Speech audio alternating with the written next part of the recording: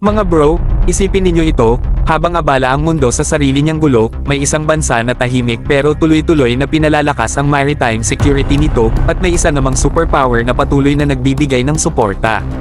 Kung iniisip mo kung paano nagbabago ang balanse ng seguridad sa Indian Ocean, ito yung kwento na hindi mo dapat palampasin. Stay for the next few minutes, dahil importante to. Ipinagkaloob na ng United States ang pang-apat na Coast Guard cutter nito sa Sri Lanka, mga bro. Oo, pang-apat na. Ang dating USCG Decisive, isang ex-US Coast Guard cutter, ay formal na inarmas sa Sri Lankan authorities sa isang turnover ceremony na ginanap mismo sa Baltimore, Maryland. Hindi ito biglaan, matagal na itong pinag-uusapan, taon na ang binilang bago ma-finalize ang transfer na ito. Ang layunin nito malinaw, tulungan ng Sri Lanka na i-secure ang kanilang karagatan laban sa illegal fishing, human trafficking, drug smuggling, at iba pang maritime threats na laganap sa Indian Ocean region.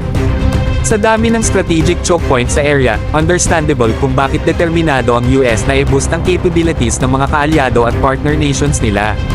Ayon sa impormasyon, parte ng magiging crew ng barko ay nasa US na ngayon para sumailalim sa training.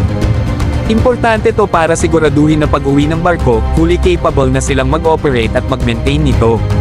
Kung titingnan natin ang pattern, mga bro, parang puzzle na unti-unting nabubuo. Ang Sri Lanka, na nasa isang napaka-strategic na lokasyon sa Indian Ocean, ay pinapalakas ang maritime capabilities. Ang US naman, tuloy-tuloy ang suporta para masigurong hindi basta-basta mahuhulog ang rehiyon sa impluwensya ng ibang malalaking bansa. Malinis, direkta, at may strategic purpose.